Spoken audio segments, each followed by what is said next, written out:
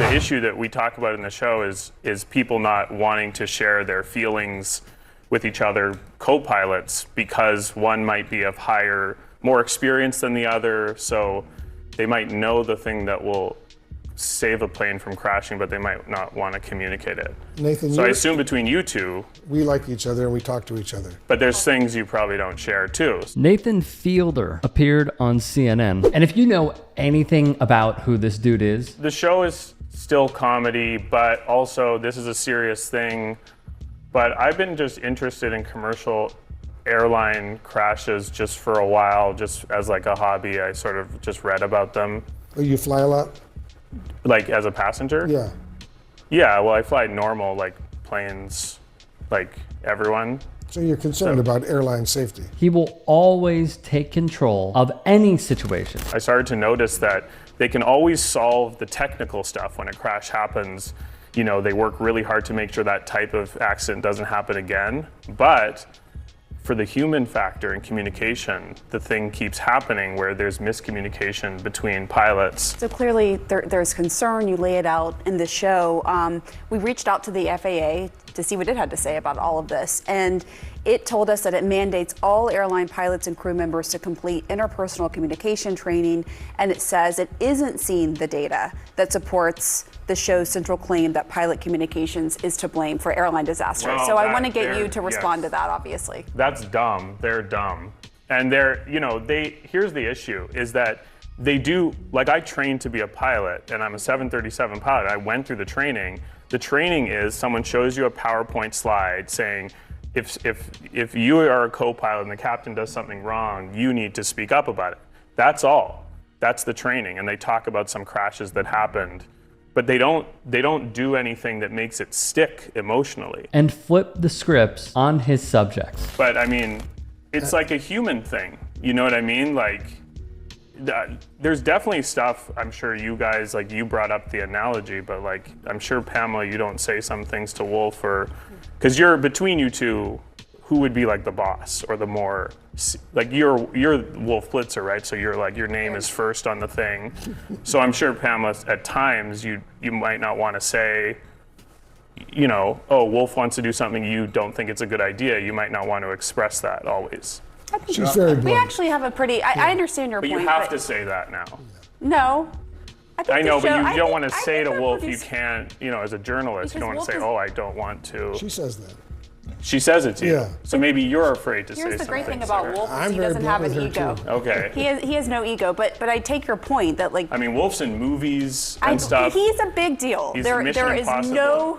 there is no question. So that's intimidating. That can be intimidating. If somehow unaware this was the Rehearsal's second season, it was hard to top the first, and they may have done it. And it centered around Fielder's obsession with plane crashes caused by poor cockpit communication, specifically junior pilots, being afraid to speak up when their captain or their superior was making questionable decisions and flying their aircraft into fatal peril. In theory, writes Stephen Roderick of Rolling Stone, a junior pilot can take control of the airplane if they think their captain is flying dangerously. In reality, this is fraught with career-killing implications. To give one a hilarious anecdote, and even possibly, if you haven't already, a reason to watch this show. The comedian depicts Paramount Plus as Nazis after the streamer removed an episode of his show, Nathan For You, originally on HBO as well, from its platform due to what they called sensitivities around anti-Semitism. That's according to Variety. The show, which did debut in 2013 and is absolutely hilarious, ran for 4 seasons on Paramount's Comedy Central, thus being picked up by HBO. For the show, where you met with Democratic Congressman Steve Cohen.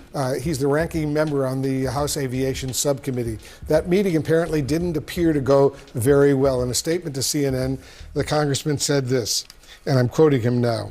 He says he's disappointed with that meeting, saying his team was told you wanted to talk about autism and the difficulties people with the condition could have in an airplane crash.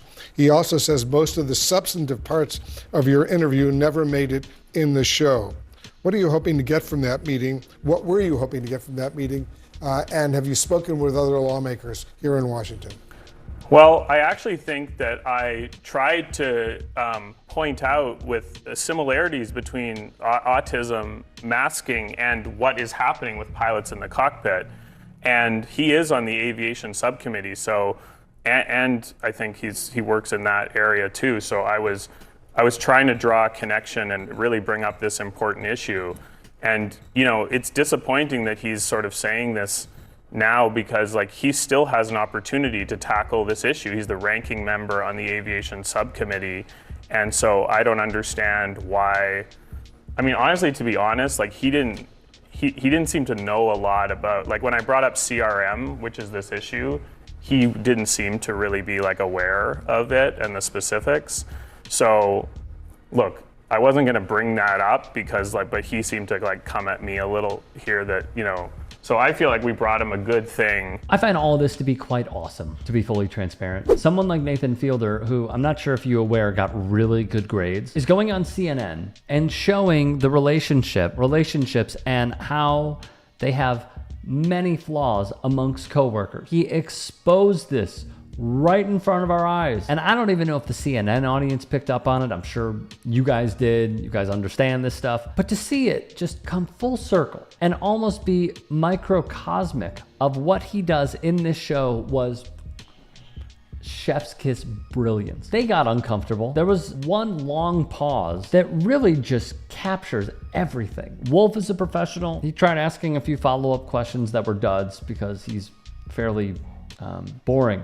But seeing the way that Pamela Brown tried complimenting Wolf and them saying, no, they give each other, you know, blunt responses back and forth, and they have a good relationship. Everything's fine. They very well may. And potentially it could be that when they are put under pressure like this, they might fold. Or we could have learned something, which is what I am leaning towards. It's also really odd that someone like Steve Cohen, who plays up himself as this funny caricature congressman, he'll put out a bucket of KFC when a Trump nominee or someone in a hearing doesn't show up to call them chicken. And yet he rails against Nathan Fielder. Granted, we do not know everything that happened in this meeting, but he rails against Nathan Fielder when Fielder explains himself and why he brought up some of the things he did in that meeting. So it's alarming. It's also alarming that it feels as though the communication aspect of flying keeps getting downplayed. And he also showed everyone on how the FAA is falling short. And what did they do? They went after. They said he's wrong. I don't know, man. This is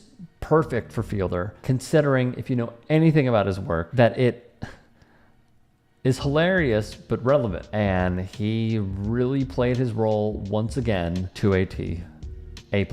Hey, I appreciate you watching. Now, if you can, please do become a channel member by going to youtube.com/TYTsports and clicking the join button. If that's too much for you, you can just go to tyt.com/join to become a member. It helps all of us out here at the Young Turks and keeps our network afloat. In addition, you could follow me on my socials on Twitter, Instagram, and TikTok. Appreciate the love. Have a great day.